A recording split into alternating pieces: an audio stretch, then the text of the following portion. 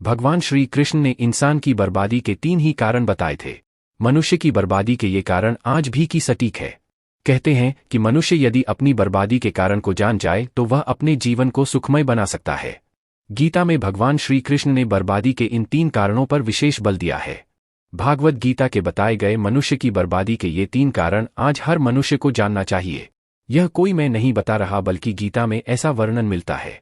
क्या आप जानते हैं कि मनुष्य की बर्बादी के 3 कारण कौन कौन से हैं? यदि नहीं तो आगे हम इसे एक कहानी के आधार पर जानते हैं। प्राचीन काल में एक शाही परिवार में एक लड़के का जन्म हुआ। कम उम्र में ही शाही ठाट से दूर गुरुकुल में भेज दिया था। गुरुकुल में यह बालक सबसे होनहार था। उसने वेदों और शास्त्रों का अध्ययन किया। गुरुकुल में अभी उसकी शिक्षा समाप्त भी नहीं हुई थी कि उसके माता पिता और सभी भाई बहन प्राकृतिक आपदा में मारे गए।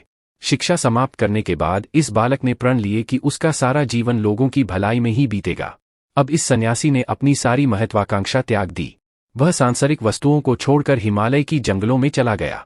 उसने लंबे समय तक तपस्या की। धीरे धीरे इस सन्यासी की चर्चा सभी जगह होने लगी। उस राज्य का राजा बहुत ही क्रूर व्यक्ति था।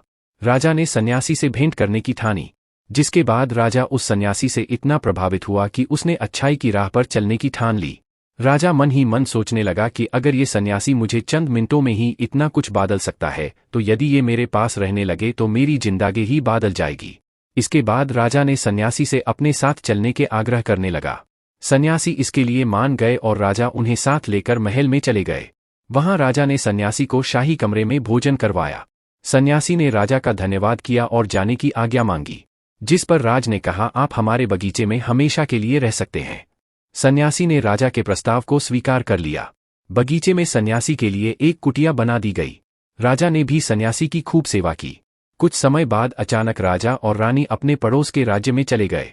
साथ ही एक सेवादार को सन्यासी की सेवा के लिए बोल गए, लेकिन सेवादार बीमार पड़ गया और अगले दिन से आया ही नहीं।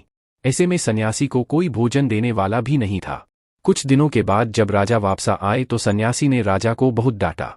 राज ने सन्यासी से क्षमा मांगी और फिर सब कुछ ठीक हो गया। फिर कुछ दिन बाद राजा को राज्य से फिर कुछ दिनों के लिए बाहर जान पड़ा। इस बार राजा ने रानी को आदेश दिया कि जब तक वह आते नहीं तब तक राजा को किसी प्रकार की दिक्कत नहीं होनी चाहिए। जिसके बाद रानी हर रोज भोजन पकाकर सन्यासी को भेज देती।